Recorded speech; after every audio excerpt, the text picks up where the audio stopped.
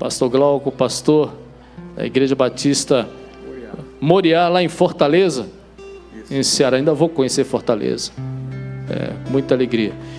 E é com muito prazer que a gente lhe recebe mais uma vez. E temos certeza que Deus falará profundamente ao nosso coração, ao coração da igreja, a este povo que aqui está presente, bem como aqueles que estão conectados via online conosco. Através de sua vida, por meio de sua vida, porque Ele tem te usado bastante. A gente crê que Ele continuará te usando ainda nesta noite para a edificação do corpo do Senhor. Enquanto isso, quero pedir a nossa... Pronto. Graça e paz, irmãos, da parte do Senhor. Vamos abrir as nossas Bíblias na carta de Paulo aos Romanos, capítulo 12, para lermos os versículos 1 e 2.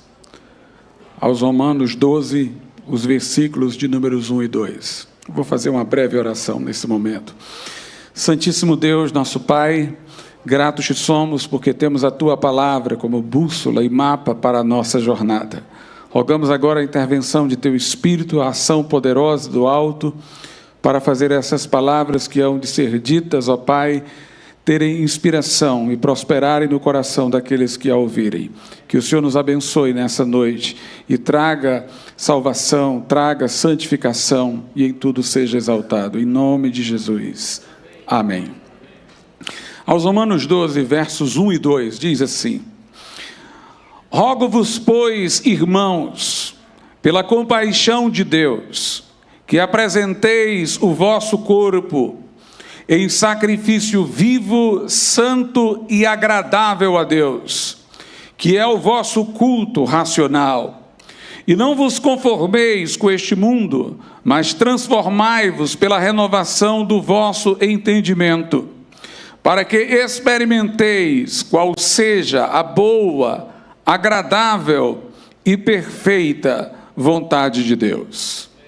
Paulo aqui inicia fazendo um rogo, fazendo um chamado, um apelo, e ele faz a crentes, a cristãos, não é um apelo a um descrente, para que tome uma decisão por Cristo. Ele diz, rogo-vos, pois, irmãos. Ele está falando com o povo de Deus, ele está falando com os crentes. E quando há aqui a expressão pois, rogo-vos, pois, é indicativo de que é uma conclusão, de que esse versículo ele está conectado não apenas aos anteriores imediatos, mas a tudo o que foi dito pelo apóstolo Paulo nessa carta. Paulo tem uma estrutura comum para as suas epístolas. Ele dá a cada carta que escreve uma estrutura lógica que nós podemos identificar. Primeiro, ele apresenta o que nós poderíamos chamar de doutrina, e depois ele passa para a prática.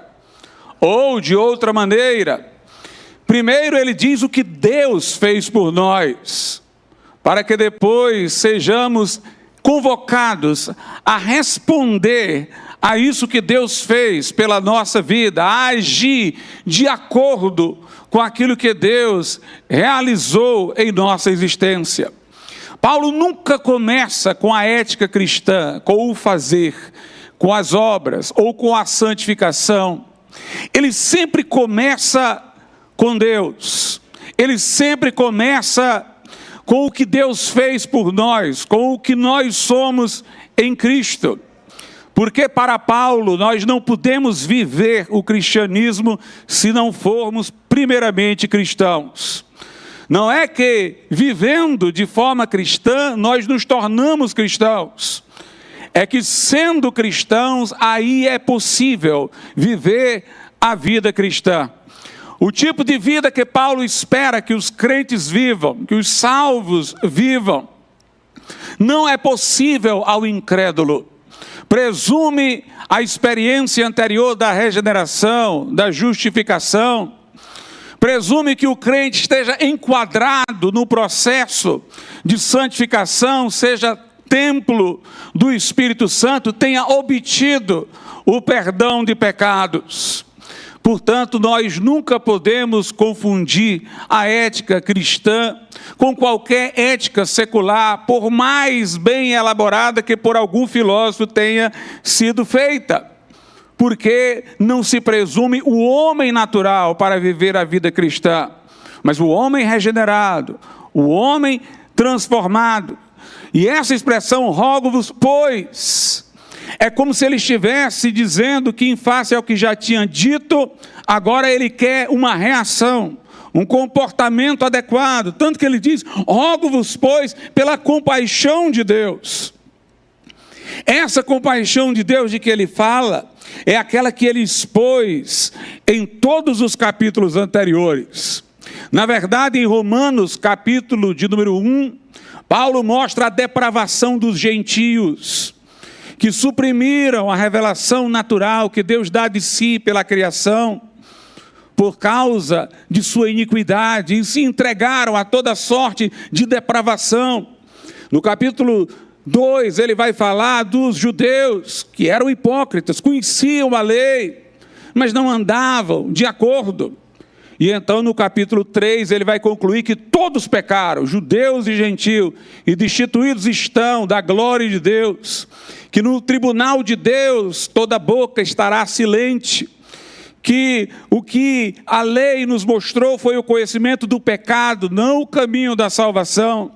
Mas aí ele começa a dizer que nós somos redimidos gratuitamente por Cristo, que nós somos justificados de graça pela redenção que há em Cristo Jesus, que Jesus se tornou oferta de propiciação e que pela fé no seu sangue a justiça de Deus foi satisfeita, e que não por obras, mas por graça, através da fé recebida, é que nós fomos justificados.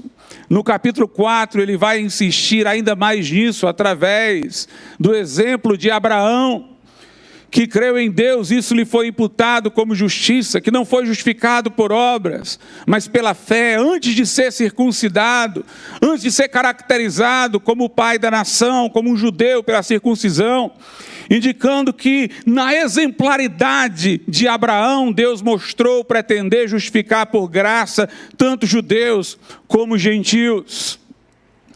No capítulo de número 5, Paulo vai falar que agora justificados pela fé nós temos paz com Deus, não há mais inimizade, que agora nós nos gloriamos nas tribulações, porque estamos seguros e certos da nossa salvação em Cristo, que se quando éramos ímpios Jesus morreu por nós,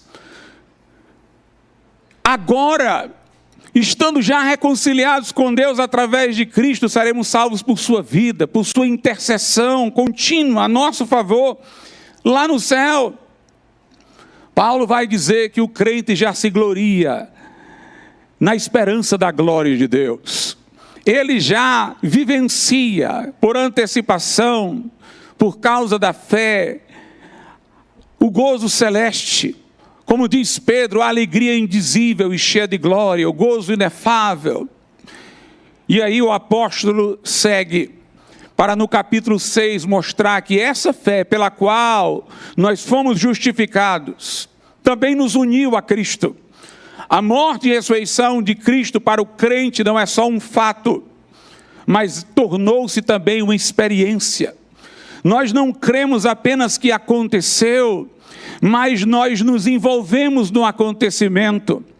Nós tivemos uma união com Cristo pela fé, de maneira que o velho homem que éramos, do qual brotava aquela vida iníqua, foi crucificado com Cristo.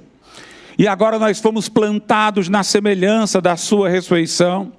Estamos mortos para o pecado e vivos para Deus em Cristo Jesus. Outrora éramos livres da justiça e servos do pecado, mas agora fomos libertos do pecado e feitos servos da justiça. No capítulo 7, ele retrocede um pouco para mostrar o grande poder do pecado sobre o homem, que não faz o que quer, mas o que não quer, por causa que em sua carne não habita bem algum. Mas ele, em Romanos 7, mostra o grande poder do pecado para contrastar, no capítulo 8, com a lei do Espírito e vida em Cristo Jesus, que nos livrou da lei do pecado e da morte. E agora, habitados pelo Espírito Santo, nós podemos mortificar as obras do corpo, andar em novidade de vida, andar no Espírito e não na carne. Note, todo o texto até aí é uma descrição do que Deus fez por nós. E que este amor de Deus em Cristo Jesus está tão enraizado em nós que nada pode nos separar deste amor, nem a vida, nem a morte, nem principados, nem potestades, nem o presente, nem o porvir, nem a altura, nem a largura, nem a profundidade, nem a tribulação, nem a espada, nem a angústia. Paulo mostra que ninguém pode intentar acusação contra nós, porque Deus é que nos justifica, e ninguém pode nos condenar. Que quem morreu naquela cruz não foi o arcanjo Miguel, como alguns dizem, não, foi Jesus, e ele também foi o que ressuscitou, ele também foi o que subiu ao céu, ele é que está à destra de Deus, ele é que intercede por nós. Se Deus não poupou o seu próprio filho, mas o entregou por nós todos, como não nos dará com ele todas as coisas?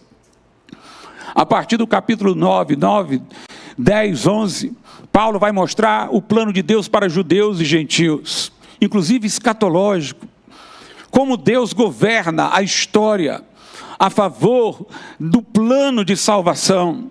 E depois que ele fala de tudo que Deus fez por nós, descreve a obra de Deus, agora é a hora de chamar-nos a viver à altura disso, de maneira condizente com isso. E então ele diz: rogo-vos, pois, irmãos, pela compaixão de Deus, que foi apresentada em todos os textos anteriores, que apresenteis o vosso corpo em sacrifício vivo, santo e agradável a Deus, que é o vosso culto racional.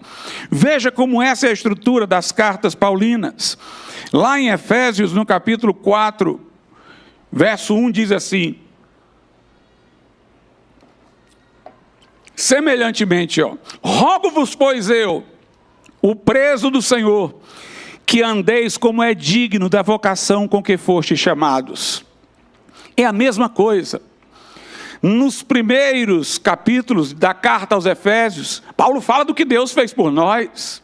Fomos abençoados com toda sorte de bênçãos espirituais nas regiões celestes, com Cristo, eleitos antes da fundação do mundo para sermos santos diante de Deus, irrepreensíveis, predestinados para filhos da adoção, tendo ouvido o evangelho da salvação e crido, fomos selados com o Espírito Santo, que é o penhor da herança. No capítulo 2, Paulo fala da maravilha de como isso nos aconteceu. Nós estávamos mortos em delitos e pecados. Éramos por natureza filhos da ira, como também os demais, andávamos segundo o curso deste mundo, segundo o príncipe das potestades do ar, fazendo a vontade da carne e dos pensamentos. Aí vem a coisa mais linda que se pode ter, a adversativa: mas Deus, sendo rico em misericórdia, pelo muito amor com que nos amou, nos deu vida juntamente com Cristo. A maravilha do evangelho é o mais Deus. Nossa história era ruína. Nós estávamos numa situação de entropia, era desorganização contínua. Mas Deus interferiu. Mas Deus amou o mundo de tal maneira que deu o seu Filho unigênito para que todo o que nele crê não pereça, mas tenha a vida eterna. O nosso Deus é o Deus que intervém, é o Deus que age na história, é o Deus que se manifesta, é o Deus que entra na vida de homens e mulheres que o invocam.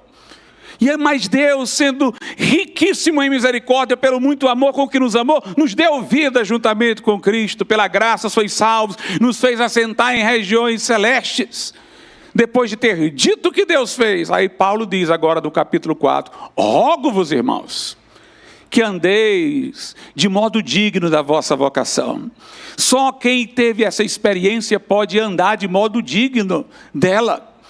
A ética cristã, portanto, depende do que Deus fez em nossas vidas. Depende do que somos em Cristo Jesus. Tudo começa com Deus.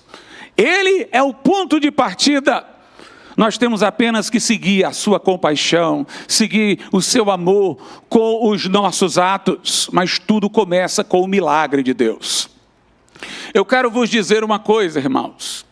É preciso que nós entendamos o valor que Paulo dá a isso. Nós só progredimos em santificação se nós estivermos sempre trazendo à memória o começo, o que Deus fez por nós.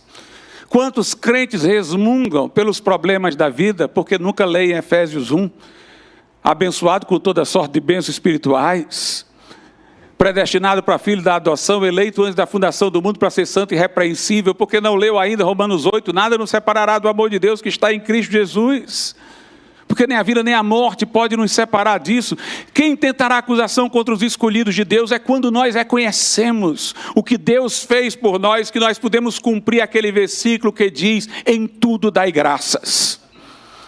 Não leve em conta o que o mundo possa ter feito com você, ou alguém pode ter feito com você. Leve em conta o que Deus fez por você. Quando você olha o que Deus fez por você, nada neste mundo pode lhe atingir. Quando você sabe quem você é em Cristo, você, se for apedrejado, vai ser como Estevão, não vai olhar para as pedras, vai olhar para aquele que está em pé à direita de Deus. Não vai pedir vingança, mas vai dizer, Senhor, perdoa estes, e não lhes impute este pecado. Você não vai se dirigir àqueles que lhe apedrejam, mas a Cristo, e dizer, Senhor, recebe o meu espírito. A Bíblia diz que olhavam para Estevão rangendo os dentes, mas a sua aparência era como de um anjo. É interessante quando Elias entra na presença de Acabe. Acabe faz uma série de ameaças, o chama de perturbador de Israel, mas a maneira que ele se apresenta é essa: vive o Senhor, perante cuja face estou. É como quem diz, não adianta fazer cara feia, Acabe, porque eu estou diante de Deus. Eu estou diante de Deus. Eu estou vendo o Senhor, estou andando na presença de Deus. Por isso é importante que nós tenhamos esse espírito de gratidão contínua pela nossa salvação. Nós vemos que havia isso em Paulo. Se você ler o livro de Atos, você vai ver por 2 vezes Paulo perante autoridades contando o seu testemunho. O testemunho de Paulo nunca ficava envelhecido. Sempre era contado com toda vivacidade, com todo entusiasmo. Eu não fui desobediente à visão celestial. Eu queria que todos fossem como eu sou, exceto essas cadeias. Ele diz, eu vi a luz, eu vi a glória de Cristo. Ele conta a sua experiência sempre. Na carta aos Filipenses nós vemos como Paulo se entusiasma com isso. Se alguém tem de que se gloriar na carne, muito mais eu, hebreu de hebreu da tribo de Benjamim. Fui circuncidado ao 8º dia, aprendi aos pés de Gamaliel. Quanto à lei, eu era considerado irrepreensível, mas o que para mim era ganho, reputei-o perda por causa de Cristo, porque pela maravilha do conhecimento de Cristo Jesus, meu Senhor, eu perdi todas estas coisas e as considero como nada. Quando Paulo escreveu a carta aos Filipenses, era velhinho. Aí depois de ele dizer isso, sabe o que é que ele fala? Desejo conhecê-lo.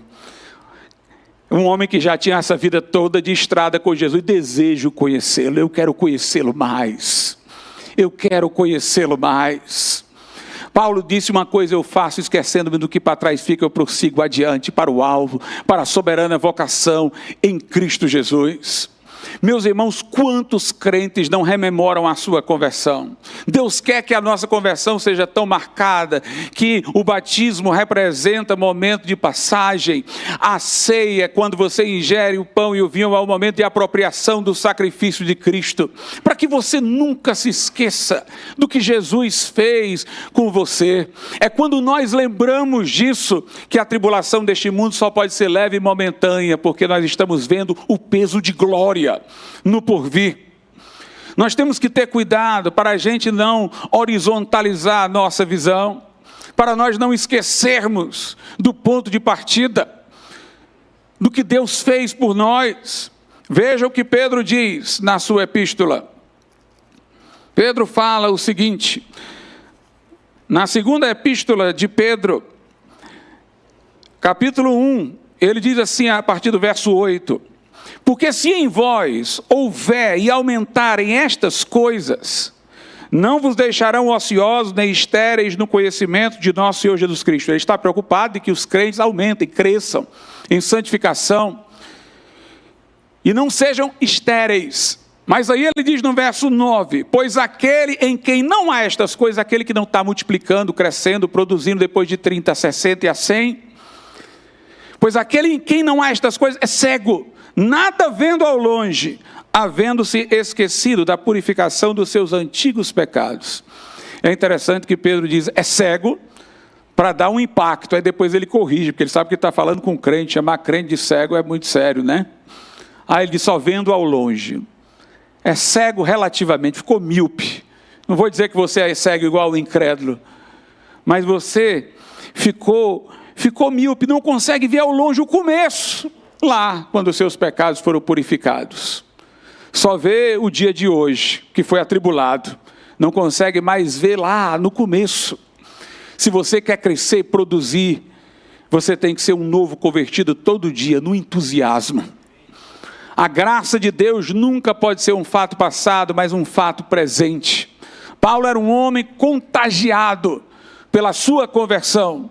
Por isso que ele se tornou inabalável. Por isso que nada neste mundo conseguiria furtar a sua alegria. Até quando ele padecia, ele via nisso uma oportunidade. Ele disse, eu tenho prazer nas aflições por amor a Cristo. Porque quando eu sou fraco, é aí que eu sou forte. Quando eu estou debilitado, é aí que eu tenho uma oportunidade de ver o quanto Deus fez por esse miserável. O quanto Deus operou. Paulo tinha um espinho na carne e orou. Deus disse, a minha graça te basta. Como quem diz, medita na graça e vê que não tem mais o que se esperar. A graça é suficiente, já recebeste muito.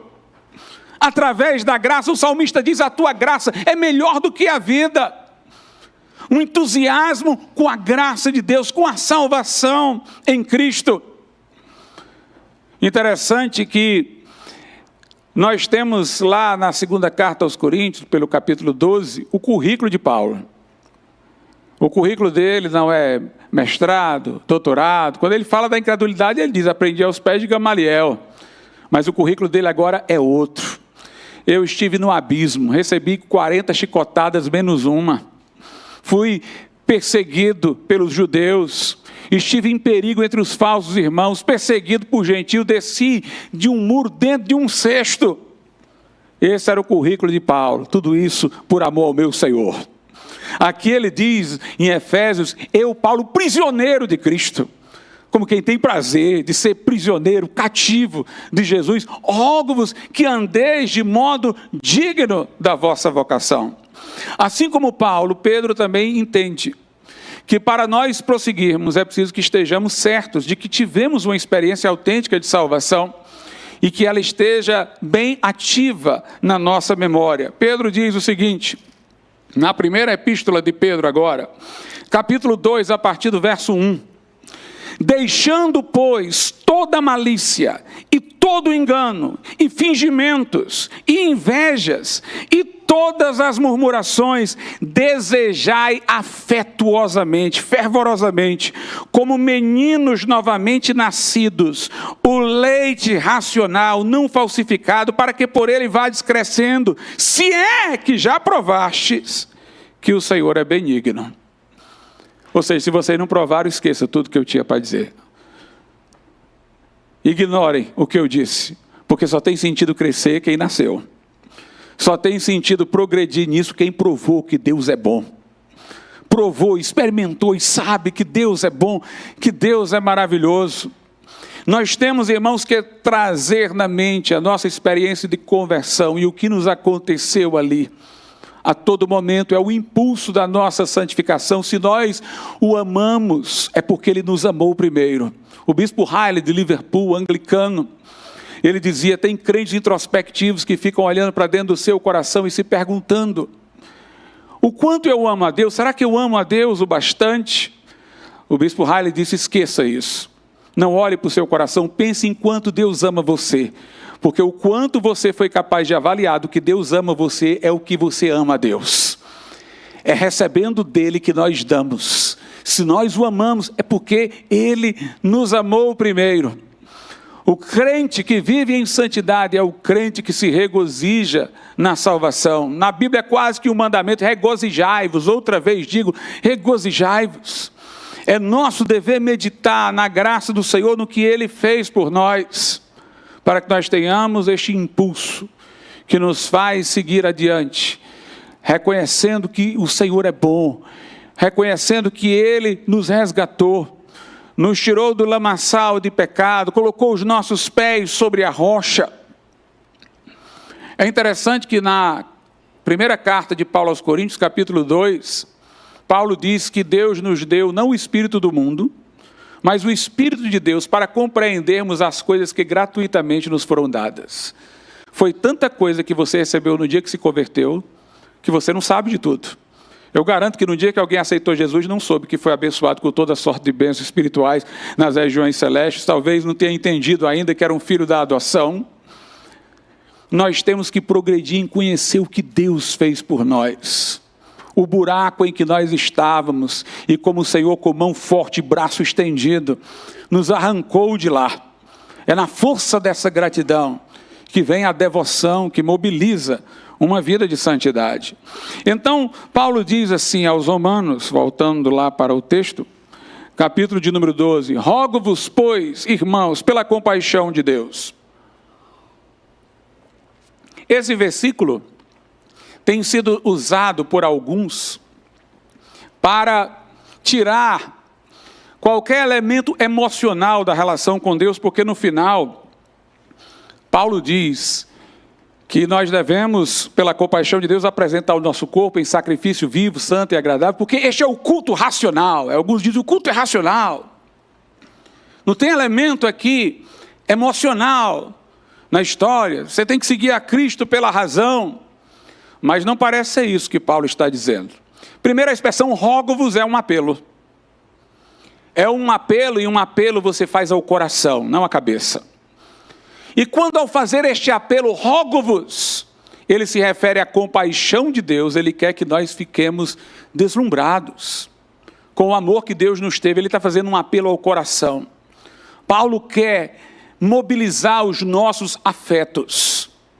Sendo que quando eu falo de afetos, eu estou falando num sentido mais profundo. Jonathan Edwards escreveu um livro tratado sobre os santos afetos, e afeto para ele tinha um sentido muito mais profundo do que uma emoção barata, passageira, momentânea, condicionada não tanto pelo objeto, mas pelo ambiente. Nós temos aquelas emoções que são banais, que não impressionam o fundo do coração, que dão apenas um prazer momentâneo. Tem gente que gosta até de provocar esse tipo de emoção, bota aqui uma música assim, para a pessoa se emocionar e tal, ela está mexendo com as emoções provocadamente. Mas o que Edwards chamava de santos afetos é algo mais profundo. Paulo, inclusive, fala na carta aos Filipenses 2 de entranháveis afetos. Não é uma coisa superficial, na periferia do homem. São afetos que vêm lá das entranhas. E Jonathan Edwards explicava assim: quando você vê as maravilhas do Senhor e se deleita nisso, e vê o quanto Deus é maravilhoso e quanto Ele fez por você, então o seu ser se inclina na direção dEle, afetivamente. Você se torna disposto para com Ele. Por isso que o salmista diz, sustém-me com um espírito voluntário. Você fica disposto para com Ele, é uma inclinação do ser. Não é aquela emoção que veio, passou, arrupiou e foi embora. Ela ganha a devoção do ser, ela inclina o ser. Paulo diz em 2 Coríntios 3, contemplando a glória do Senhor, note, não é olhando, contemplando, se maravilhando da glória do Senhor, nós somos transformados de glória em glória, na mesma imagem como pelo Espírito do Senhor. Na medida que eu penso e admiro o que Jesus Cristo é, o que Ele fez, quão maravilhoso Ele é, o meu ser vai se inclinando para Ele e se tornando como Ele é. Ama o Senhor teu Deus de todo o teu coração, com todas as tuas forças, com todo o teu entendimento, de toda a tua alma.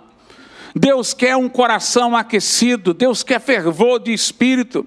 Paulo está tentando comover, mas não uma comoção barata, uma comoção refletida, porque ele está mencionando o que ele já revelou das compaixões de Deus. Ele quer que isso seja objeto de meditação, mas que isso incendeie o coração, faça arder o coração. Rogo-vos, pois, pela compaixão de Deus, que apresenteis o vosso corpo em sacrifício vivo, santo e agradável a Deus, que é o vosso culto racional. Culto racional aqui, eu poderia dizer que tem dois sentidos. Um é que esse culto é consciente. Racional aqui não quer dizer físico-matemático.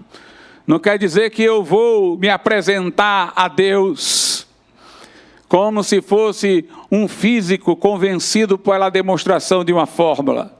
Racional tem um sentido de consciente. Eu estou consciente do que eu estou fazendo. Por isso que a emoção não é superficial.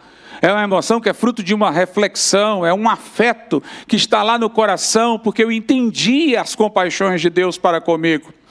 Mas a palavra no original vem de logos. É uma resposta à palavra. Karl Barth foi que disse isso. Culto racional aqui quer dizer um culto responsivo ao logos. O original seria um culto lógico, mas lógico não no sentido que nós passamos a dar essa palavra. Logos na Bíblia é a palavra de Deus. Quer dizer que eu ouvi a palavra, eu entendi a mensagem. E o meu culto é um culto que responde ao logos, responde à palavra de Deus pregada. Eu entendi o que Deus fez por mim. E obviamente eu não posso entender isso sem que o meu coração se comova. Eu não posso achar que Paulo falou aquilo, sou hebreu de hebreu, da tribo de Benjamim, tarará, e considero isso como nada por causa do conhecimento maravilhoso de Cristo Jesus, meu Senhor. Eu não acredito que Paulo estava falando aquilo ali sem estar comovido. Eu não posso acreditar. Martyn Lloyd-Jones disse uma vez que uma pessoa foi até ele e disse: pastor, eu estive hoje numa igreja que lá o culto foi muito bom, porque foi racional. O pastor expôs a palavra sem emoção alguma. Mas a Bíblia diz que nós somos embaixadores de Deus e rogamos e clamamos para que os homens se reconciliem com Deus. Eu estou lidando com almas. Então eu tenho que gemer por elas. Mas o homem dizia, o pastor apresentou friamente.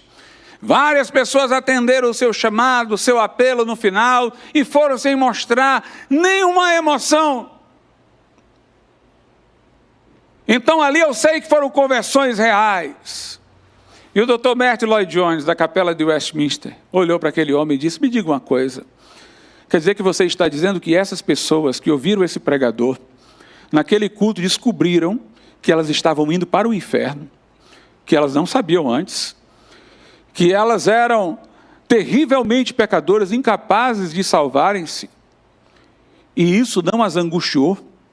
Quer dizer que você está dizendo que elas foram à frente, entregaram a vida a Jesus, descobriram que passaram da morte para a vida, das trevas para a luz, e elas não saíram pulando de alegria, porque isso lhes aconteceu? É isso que você está me dizendo? É possível isso? E o rapaz fechou a boca e saiu envergonhado.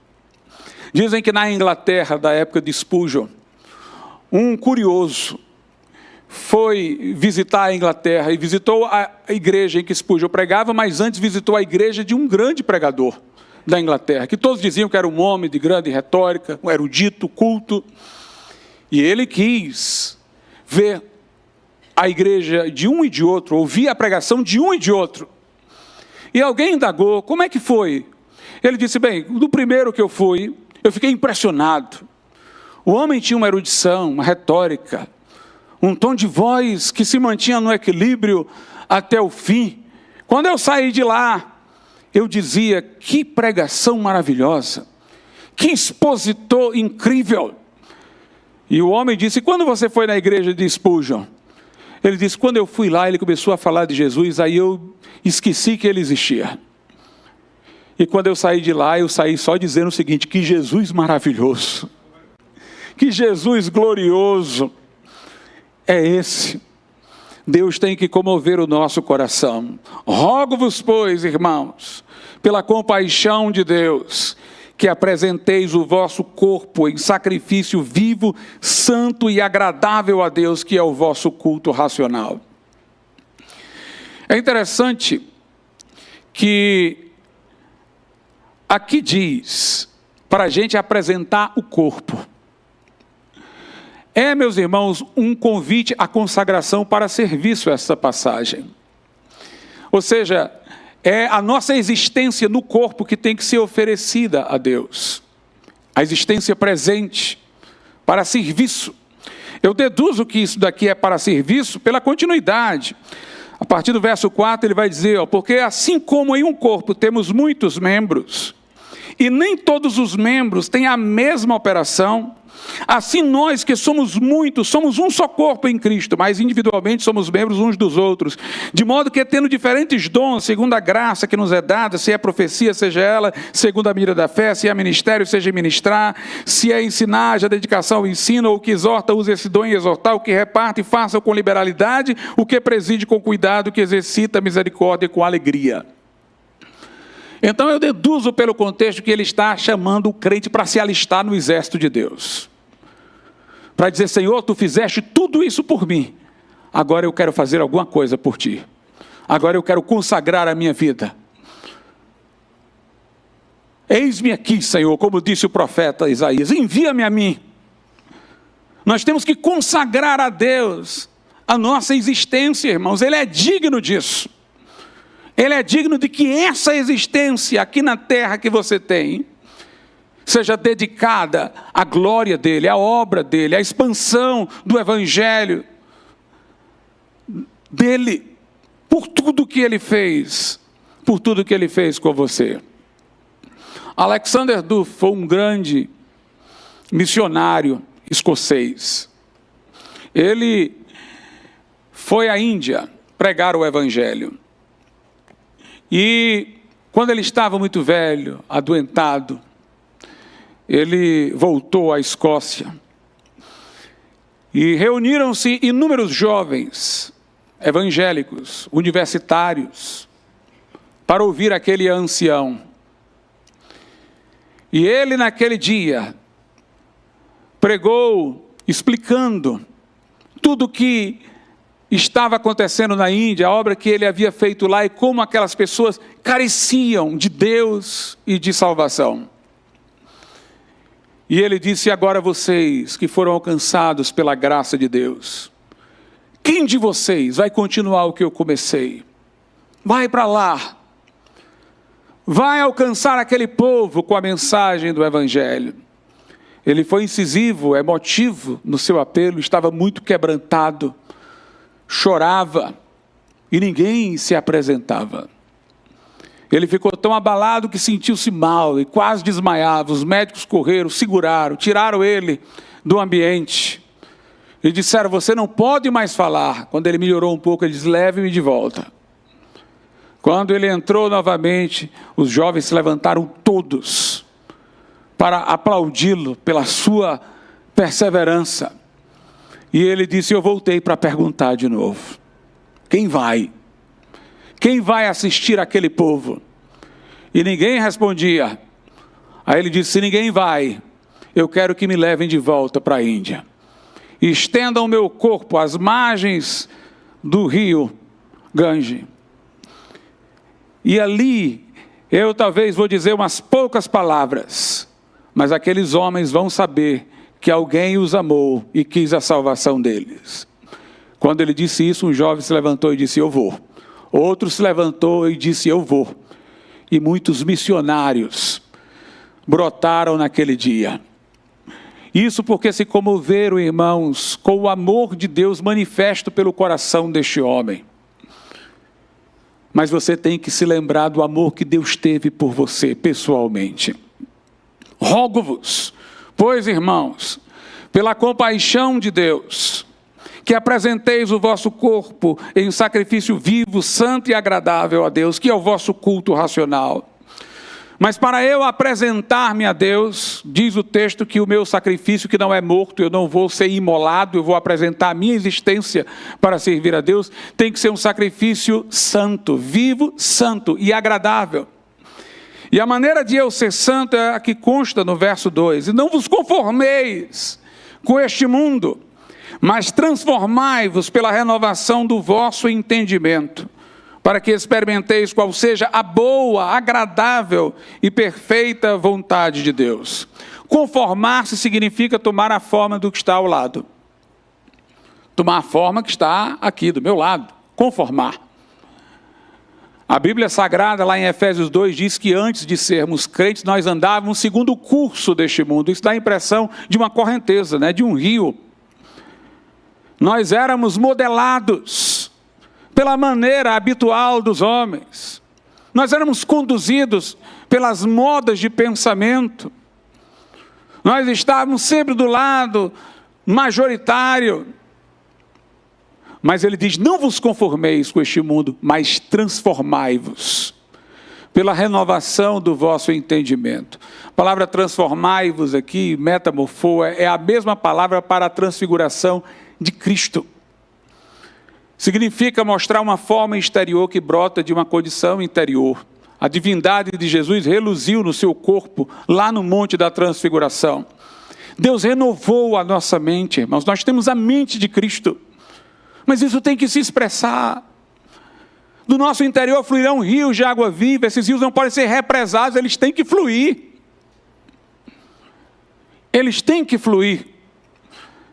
Nós temos que ter um quebrantamento para que o que está dentro saia. Uma semente, enquanto não morrer, não brota. Mas quando ela morre, aí a casca quebra e o que está dentro sai. Nós temos que ter esse homem de fora, quebrado. Quando Jesus disse, quem crê em mim do seu interior fluirão rios de água viva, ele estava rememorando aquele momento em que Moisés feriu a pedra com uma vara e saiu água lá de dentro. Nós temos que ser feridos com a vara, com a cruz. E essa casca dura aqui do lado de fora tem que quebrar para a vida interior fluir para fora. Transformai-vos. O crente não é para se afogar nas águas, é para transformar-se, é para passar por cima dela, é para andar sobre as águas. Nós estamos assentados em regiões celestes, nós não estamos na correnteza aqui embaixo. Então é preciso que aquela obra que Jesus fez em nós saia, se visualize. Transformai-vos pela renovação do vosso entendimento. Não pensemos como o mundo, não raciocinemos como o mundo, mas conforme a mente de Cristo, conforme a palavra de Deus, que deve reger a nossa alma através do Espírito Santo, nosso pensamento. E ele diz, para que experimenteis qual seja a boa, agradável e perfeita vontade de Deus. Essa experiência aqui é pessoal, para que eu experimente na minha vida, como é bom servir a Deus. Como é bom fazer o que deve ser feito. Às vezes há um obstáculo na mente da pessoa para ela fazer o que deve ser feito, parece ter um custo elevado. Você vai ter perseguições, vai ser isso, vai ter aquilo. Mas quando você faz, você descobre como é agradável. Que não tem custo ou perseguição. Que valeria a pena ser considerado para não experimentar aquilo ali. Estevão, porque foi fiel, não viu homens rangendo os dentes, viu o Filho do Homem em pé à direita de Deus. Pedro diz, bem-aventurados sois vós, quando fordes vituperados, nessa hora repousará sobre vocês a glória de Deus, a glória de Cristo. Paulo diz, quando eu sou fraco, é aí que eu sou forte. Nós vamos descobrir, irmãos, que ainda que andemos no vale da sombra da morte, não precisamos temer mal algum, porque Ele está conosco. Ele está ao nosso lado. As maravilhas de Cristo se revelam a quem está disposto a pagar o preço, a quem tem um coração quebrantado e contrito, pronto para servir a Deus, pronto para atender o ID. O general Bott do Exército da Salvação foi um homem que abalou o mundo de sua época, pregando o Evangelho de Cristo. Já velho, com a pele enrugada, alguém perguntou a ele e disse, qual o segredo dessa vida? Todos os seus filhos envolvidos na obra, sua esposa. Vocês chegaram a tantos países, pregando o Evangelho, alimentando os famintos, recuperando os homens da sarjeta. Qual o segredo? E uma lágrima saiu do olho daquele ancião. E ele disse, o meu segredo, Deus teve de mim tudo o que Ele quis. Vamos dar a Deus, irmãos. Que darei eu ao Senhor por todos os seus benefícios. Tantas coisas que Ele fez por nós, rogos pela compaixão de Deus, se apresente. Você está atrasado. O seu nome foi chamado e você não se apresentou. Mas a porta ainda está aberta. O Senhor é misericordioso. O seu nome ainda está na lista. Diga, eis-me aqui, Senhor. Você vai ter o que fazer. Você é membro do corpo de Cristo, é singular. Você é insubstituível. Ninguém pode ocupar o seu lugar. Você tem um lugar específico no corpo de Cristo, um chamado pessoal. Portanto, esteja lá, que o Senhor está esperando por você. Que Deus abençoe a cada um.